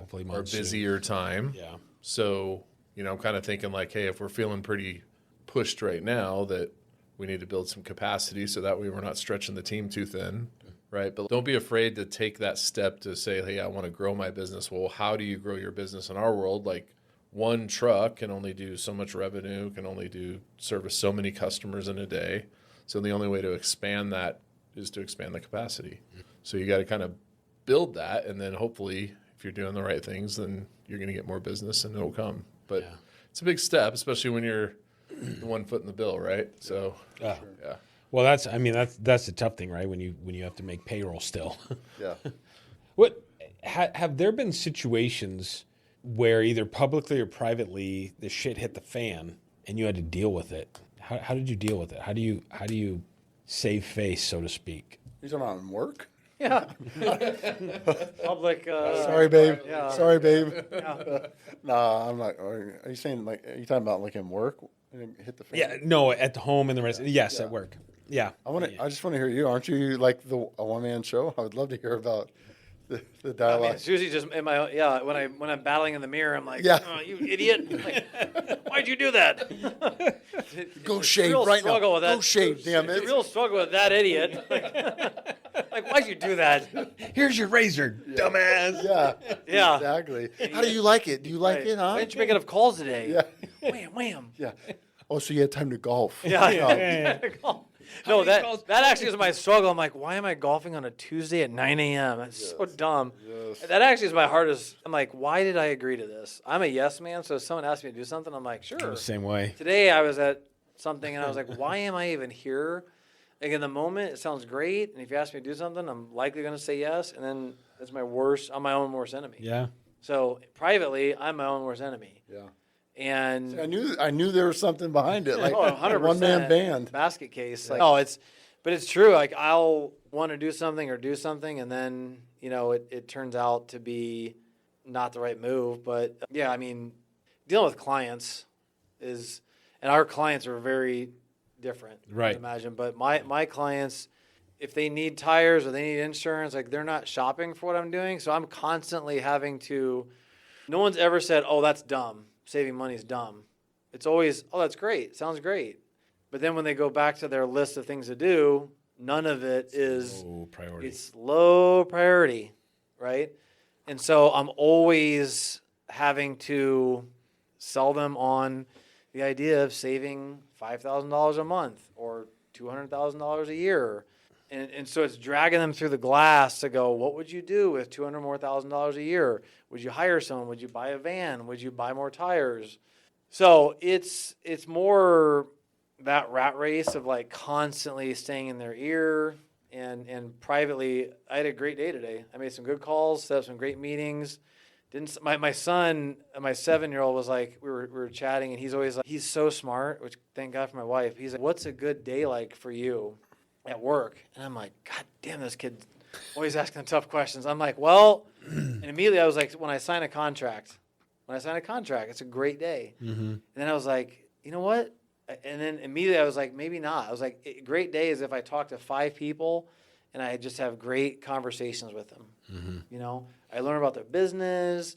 I learn about them. I learn that they have kids. I tell them about you. And he's like, oh, that's like a great day. So, that's always the balance of like just constantly having to chase down clients. And then I have another guy that like, he said yes 6 weeks ago and still hasn't signed. And so my email today was going to be like, hey, ... are we signing this or not? And I'm like, don't send it, idiot. Don't send it. Yeah. You should drop it in the chat and say, hey, I've asked this guy I've asked 52 this guy, how do I send this and not be condescending to him? Right. This other guy that needs to schedule his onboarding. Another guy needs to schedule an onboarding call and he just won't do it. Don't know anybody like that. Don't know anyone like that. How about you guys? How do you deal with controversy with clients? With clients, I've just learned to talk to people. I always try to get ahead of things with us. I mean, we haven't had too many situations, thankfully, because of processes and procedures. I mean, the scary thing about what we do is like we work on, 50, 60, 70 rental cars plus all the residential. And I'm like, guys, listen, we're not NASCAR. Everything has to get put together correctly for this car to be safe, because it's not just the person driving it, it's everyone else. So, I mean, we've had a few minor things to where like we've scratched a rim, and but my guys are good to tell me, so I'll get a hold of it and just tell the customer like, on that, I have a mobile wheel repair guy. He's going to come fix it, and you won't even know. And certain things, but if to your point though, if the worst thing that happened in the day is one of your guys scratched the rim, did the Garth Down the side of the car. That's a good one. I have a bill that was a little over $1,000 because a brand new guy jacked the truck up incorrectly, and it was too close to the brand new fender on a brand new Tahoe, and jacked it up and just went. So But that's probably. But I mean, they're not driving down the freeway and a tire pops off. That's what I'm saying. We don't need to say that right now. We don't need Right? to talk about it. But no, I mean, no, because I stress Yeah. it so much. Like, guys, listen, Tighten the a million things can lugs, happen. do it right. This can never happen because it's sad. But I don't know, man. Work is. I talk to my guys like I wanted to be talked to when I was. We've talked about the younger generation. 24 to 21 is my age group of the 4 guys that work for me. Mm-hmm. So it's way different than I came up. I mean, I grew up slamming phones against the wall, breaking things. Oh, yeah. I mean, yelling and cussing. I mean, I went a whole month without a day off because I kept getting in trouble at Discount Tire. Now, was it right? Probably not. Could HR got involved? Yeah. But they took my day off away, because I wasn't doing the right thing. And I'd come in unshaved. Wait. Yeah. They made you come in because you were not doing the right thing. Yeah, I was like, wait. Yeah, they took my day off. backwards. Day off. Yeah, yes. They took my day off. He broke 3 phones. Well, you're working 4 more days. What the hell? Yeah, we're taking your day off away. So No kidding. yeah, there's a lot of things that I wouldn't. So when I started this business, there was a lot of conflict with my guys, and there was a lot of shouting, and then I just realized, and we've had some turnover, but usually I think I'm really good now. I tell everybody, this doesn't have to be your career. I don't if you want to, and thankfully I've been able to usher out people that I'm like, this isn't going to work for you. Mm-hmm. I've only really had to fire 2 people. Hey, you don't work here no more. You're fired. Bye. Any other time I've been able to have good conversation and go, look, I think it'd be beneficial if you pursued something that you really enjoy doing. And provide you the opportunity to go find what you love to do. Yeah. It's working out so far. I'm No questions asked. Free up your future. Yeah, exactly. Yeah. So So I would say even you guys are B2C. What percentage? I mean, as far as marketing goes, we're very B2B. Consumers are many times whose house we're in. If you had the opportunity to help somebody who's stuck, or you could give them advice who's stuck in a situation where maybe they're unhappy in their job, they're working corporate, or maybe they don't have a job, what types of things would you tell somebody who's in a situation that maybe they're looking at a pivot in their life and they're afraid to make the step? I mean, and don't just say take the step. No, I think there's a lot of factors that come into play in a situation like that. I mean, obviously you want to make sure that the opportunity is not self-inflicted, like that they're not leaving something good, because the grass isn't always greener. Have they gotten everything that they need to out of where they're at, and vice versa, like what they have to give? What does whatever the pivot is that they want to make, like if it's into entrepreneurship, look like, and what is their plan, right? Like because put pen to paper, break out your spreadsheet, whatever, but like understand that you gotta have a plan. You gotta know, like, hey, I want to get from A to B to C to D, or maybe you just want to get to B. Mm-hmm. You don't have to want to get to D, but is it sustainable? Is it scalable? So I think a lot of thought needs to go into the idea behind taking the step, whatever that is. If you're like in a situation that's not healthy for you, then maybe there's like an in-between step. Hey, this is my goal. This is where I want to get. So maybe there's a smaller step that you're supposed to take before you take that bigger step, right? Like for LJ, it was, hey, I'm going to go do this golf apparel thing. And then I got another gig that was really good for me and my family. And for whatever reason, I don't know that we got into that, but then he's like, hey, now I'm going to go do this tire thing. So I think it takes a lot of critical thinking. I don't think it's just go for it, in my opinion.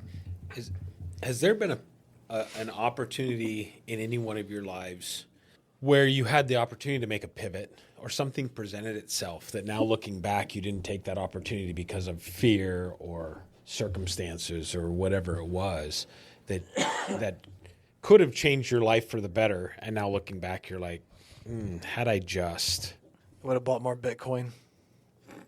Actually, my buddy emailed me. We had a neighborhood group. There was like 5 of us guys, and we were all drinking. We were all drinking buddies. We were all drinking buddies, and the wives. We all hung out, and we started a cryptocurrency group. And we had like 2 meetings.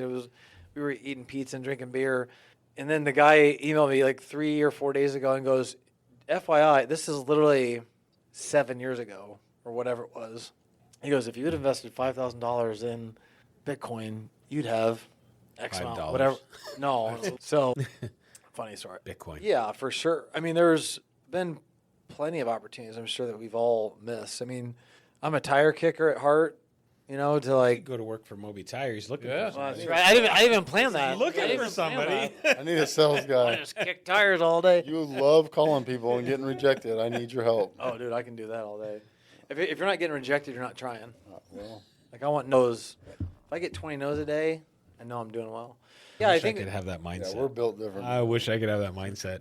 Yeah, I think there's plenty of opportunities. I'm drinking that- after 3. Oh, I'm crying. Yeah. Yeah. I take a break after 10 and then walk around, cool off. Yeah, I mean, there's plenty of opportunities to. People used to say like, "I have no regrets." I'm like, that's bullshit, you know, for a long time. But I think as I've gotten older, you know, you don't really. I don't look at it as regrets. Everything's learning lesson or opportunities. Like, I genuinely learn from every little or big mistake I've made. And so I think my mom would say, everything happens for a reason. I don't know if that's always true, but yeah, I think you just learn from missed opportunities, and that I can't think steers you in a different direction or pivots you in a different direction. I like that you down the road. So I try to have that kind of mindset around it. But yeah, I would say we probably have all missed the boat in one thing or another. You know, it's interesting. Like, you hear people say, "Oh, I do this except for I love my kids. I don't want anything to happen to my kids." But right?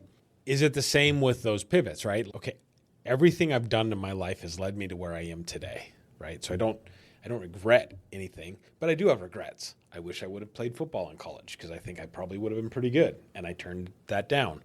I wish I would have, you know, whatever it is. So to your point, I think that there's definitely things we live on with regret, but is it the fact that we're like, okay, now we got to step back and go, okay, had I not had these experiences and these tough times to build the character or whatever it is, you know? Yeah, I may have talked about it when you and I did, but I made a colossal mistake. My senior year of high school, I was a basketball player, and I got suspended for half my basketball season. And that was what I lived for, was basketball, and I ruined my senior season. Could I have gone D1, D2? Maybe, maybe not, but I definitely ruined my senior season. That's a fact. I ruined my senior season of basketball. But it was the greatest lesson I've ever, you know, learned. Was I was, you know, I screwed around a lot. I made a lot of mistakes. I got away with a lot of things, but that one set the tone for I'll never make that kind of mistake again, because it really could have ruined a lot more, and it did ruin, you know, my basketball career. But I don't look back on it and go, poor me, or poor basketball, or poor senior season. And I have buddies that will still make fun of me this day that I missed my senior season, and it doesn't bother me, because I learned so much from it that I can still be myself and still be, you know, funny or whatever the case is, or the life of the party, without doing what I did to make that big mistake. And it just set the tone to be like, you know, I being professional and how you're viewed in the community or small business. And now, like, everything you do, you know, is part of your character and part of your makeup, and now it's part of our business. And I think that was a huge learning lesson for me, you know, a long time ago. Fortunately, no chickens were damaged in the mix of it. But That's good. Yeah. But the chicken coops. But the coops were still being made by LJ. Bob, LJ, anything to add? No. No. I mean, I was going to go to college for theater, and then we found out we were pregnant halfway through our senior year, and so I never went back to the 30 different auditions I had to go pursue that. I don't ever think anything of it. It's just whatever. That's not what God wanted for me. No, I really don't. No. This is it. I'm trying to sit here and like think, no, there's nothing. Yeah. That's it. I didn't play sports. I was actually really little in high school, and so that's why I got into theater, because I was a little kid and I got laid out. I think I said that too. You could have been an action hero. Yeah, but it Be didn't like work. the next Jean-Claude Van Damme. Could have tried it, but yeah. Venom. No. I remember I told my wife I was going to go join the Navy with my buddies. Well, she was my girlfriend, and she goes, yeah, if you do that, I'm not waiting for you, just so you know. I was like, well, never mind. I guess I'm not doing that today. I mean, Scratch that. No acting, no Navy, and just got a job. I mean, bought a house, something I didn't see possible at 19 years old. We moved into a home and started a family and tried to learn how to be married. And, so, no, it's all good. That's awesome. It's been a long 27 years married to me, but we're having that conversation. We've been almost 30 years together. That's incredible. That's awesome. So, make you feel old. Good on you. I think I feel old because my daughter's going to be 28, and I don't feel old. I don't feel old at all. I go to the gym, we work, I get in a van and change tires. And then I'm like, dang, I got a kid that's a couple years away from being 30. Yeah, I feel old. That makes me feel old. I said that to somebody the other day. I was like, somebody asked me. I don't remember who it was, but somebody asked me, you have kids? I'm like, oh, yeah, they're all in their 20s. And I went, oh, shit, my daughter's 30. Yeah. I got a 30-year-old. It's like all of a sudden you're like, oh. Ted's over here talking about a 7-year-old. I know. My granddaughter's going to be 2 this month. Uh-oh. I was like, wait, how old are you? funny. Well, how old are you? Oh, so. We'll kind of wrap up, but I got one more question for all three of you. As you continue to evolve through life, I was going to say as a man, but we know you're all men. At least you claim to be. You associate as men. How do you hope those coming after you view you through the pivots that you've had to deal with in life? I mean, I just hope that they see it as it was intended, that it was even for themselves, like that it was to the benefit of myself and those around me, and that it was for the right reasons. Each time I stepped from kind of one pivot to the next pivot was always an effort to improve, our position in life, the time that I had to give, our financial situation, whatever it might be. I think about the biggest pivot was whenever I raised my kids here, and I took them, at least 3 of them, back to Southern California. And I just kind of getting to your regret question, I often ask myself, like, it was a great career move, but I don't know that it was the right life move. Yeah. Because it impacted them so greatly. Now, my son has been with his girlfriend since they were in 8th grade. Looks like they may get married. So that never happens if I don't do that. So good for them. And I know that, character was built along the way through those tough times, but I did see them struggle through that transition. So, maybe they put that in their pocket, it's a bullet in their belt, and kind of how they want to live their lives. But now they see where I'm at, and they see the business, and they see that we're helping people, and they see the heart of the matter up close and personal. And I think they believe in it. To quote Ted's mom, everything happens for a reason. Yeah. I think for me, I hope when the question is like when I'm dead and gone. Is that what you're saying? When people look back on your life, yeah, they look at the pivots, the choices you made. Yeah. What perception? I'm really just focused on like what my family will say.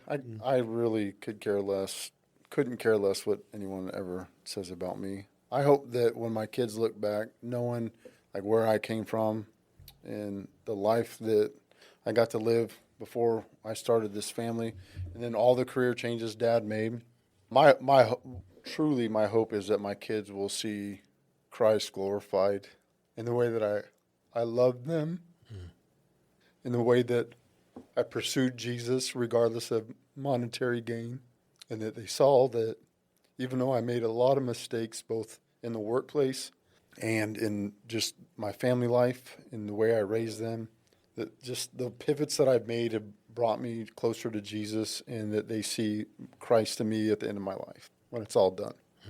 Because he intervened at 26 years old and changed my trajectory, my family's trajectory.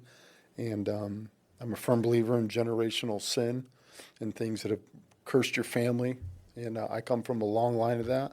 So at the end of the day, businesses are cool. Whatever Dad did was fun. we get to travel a ton because of what I do, because I run up stupid credit cards with this business. We can go to Maui every year for a week if we wanted to and not pay a thing, and they think it's great. But at the end of the day, man, I just hope my kids look at me and go, man, Dad was such a freaking hot-headed mess sometimes, but he loved Jesus. He loved our mom, and he took care of us the best he could. Even when in their 20s and 30s, I'm still loving on them and trying to speak into their life. And my kids are at the age now where they're teaching me things. They're speaking truth to Dad, and I appreciate that. So I just hope when it's all said and done, they can say, man, Dad was a crazy dude sometimes, but he loved Jesus and loved our mom and loved us well, and he always provided. That's I think ultimately, like when you have the ability to have a family, and I don't take it for granted that my wife and I have been together as long as we have. I remember when I hit year 13, like my parents, I thought, man, that wasn't that long. I got 13 years flew by. Let's do it again. And here we are doubling it up, and I'm just thankful for that. So I didn't mean to get all sappy, but that's the emotions that it brings when I think about at the end of it, man, none of this matters. Yeah. And I want my kids to know that the relationship that I have with Jesus matters more than any business and my relationship with them. So yeah, that's it. Thank you. Yeah, you're welcome. Thank you. Yeah, that's awesome.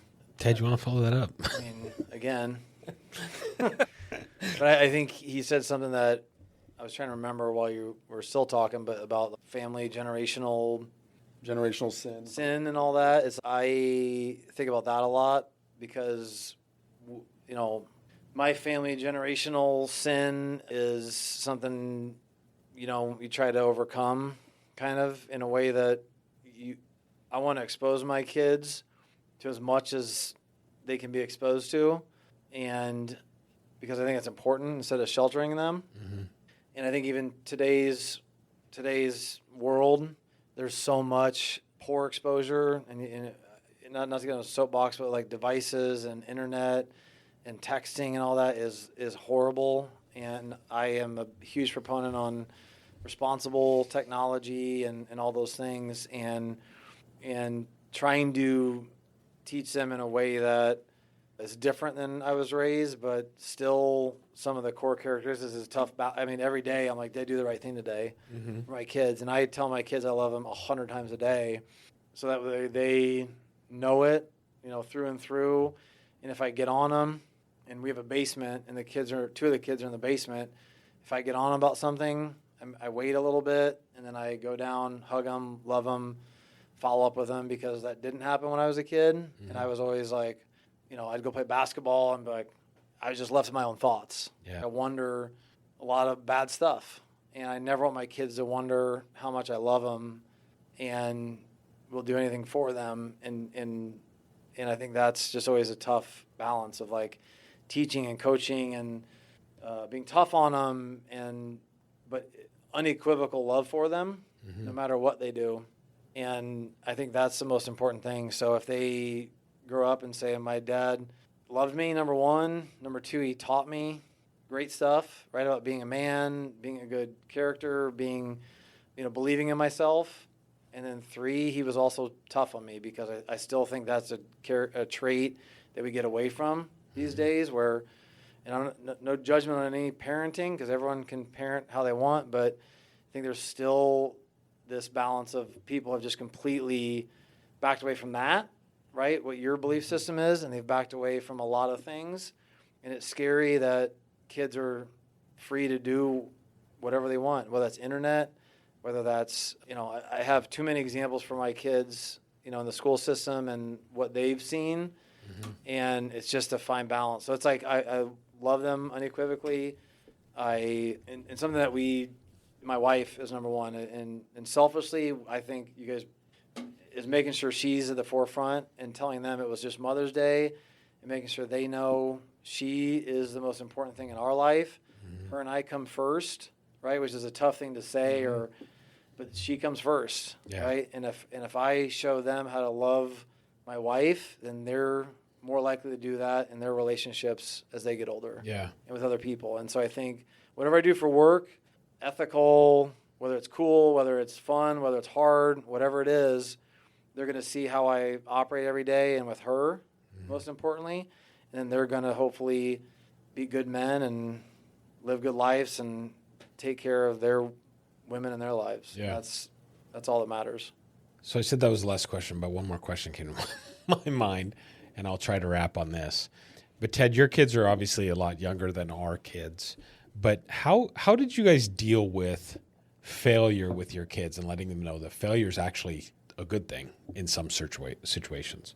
Because I can say from my perspective, and I think I'm older than all three of you. Let's find out.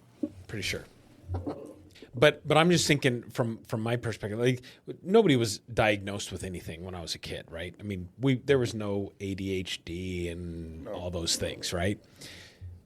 And failure, and specifically thinking about education, I was behind everybody in the reading books. I couldn't read like everybody else. I mean, I was always slower. You know, I could not sit down and do homework. For the life of me, I couldn't concentrate long enough to do homework. But nobody ever, I mean, I was in sports, and I think sports is what taught me to fail and be able to be gracious about it, right? Still be a sportsman about it. Like it taught you so well, you like to cold call people and.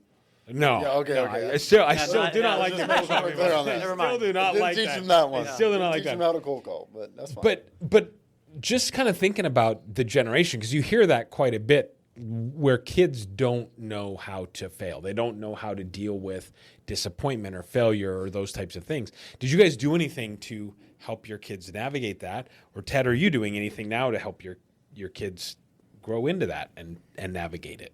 Yeah, we talk about leadership a lot in the house. My wife and my 13-year-old who will be in high school next year, all three of mine are different. So it's like I'm having different conversations with all three of them, which always makes it tough. And you want to lead from a similar lens, but then your individual conversations are different because my three kids are different. But my 13-year-old, the other day, we were talking about, he's going to do band and all this other stuff. He's going to high school. So it's, hey, we want to see him. We want to push him still to be a leader, right? No matter what he's doing, I think leadership or elements of leadership is the most important gift you can give yourself, period. And that shows up differently amongst other kids. And he said something that will stick with me and my wife. He basically was like, I want to just blend in, because he felt like we were pushing him in a way that was uncomfortable for him. And, he is not a natural born leader. And so it's a tough conversation that we're still going to have, like going into high school, everyone's different and everyone's not going to blend in. And being a leader means pushing yourself and being uncomfortable. So I think to answer your question, the conversations are different amongst the three of my kids, because my 7-year-old is a natural born leader. He's like telling kids what to do on the soccer field, baseball. And my middle child, he has it in him. He's just a little shy. And my older, they're all different. And so I think it's finding in them what resonates and where their heart is, and that's going to help push them to be great, because it's not about them being CEOs or presidents or being entrepreneurs. It's still about being a great person. And my kids never get in trouble. They are great kids. They're just wonderful. And so I know they have it in them, but it's just steering the conversation depending on who the kids, which one it is. But that stuck with me because I want to just blend in. Yeah. And I was like, that's cool. You can still blend in, but there's different ways to do it. So it's just finding at a young age, where their heart is and what they're passionate about, and leaning into it. Yeah. It's like my wife said, like they don't need to be like me, and they don't. All right, gentlemen, thank you very much. Yeah. It's been a new experience for me trying to navigate a conversation. First time for everything.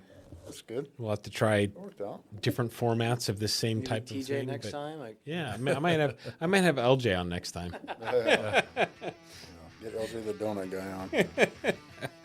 Anyways, I appreciate you guys coming on. Thanks for having Really us. do. Yeah, thank you very much for enduring this. It's not a menage a trois. Menage. Is that with 3? Yeah, trois. I don't know what 4 is in French. Trois. Menage a. What's a trois? I took French for 2 years. I should have just taken Spanish. I'm born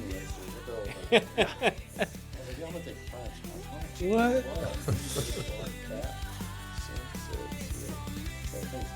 Got it? Menage a Ooh. Well, I think that's Yeah. Sounds fancy. Now Well, we're thank you guys talking. very much. I appreciate it. Thank you, Jan. Yep. Lunch mobs buzzing, ideas in the air. Golf outings where stories we share. Beyond the fairways, friendships grow. In APN's embrace, opportunities flow.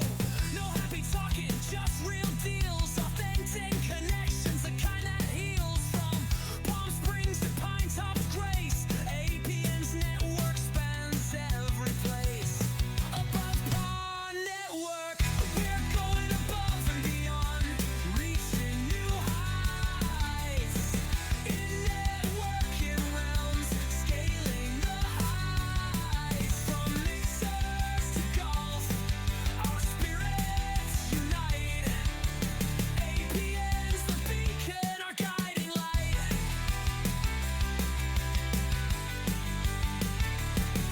So here's to APN, where dreams align. In every connection, a chance to shine. Above and beyond, we'll always strive. In APN's network, we truly thrive.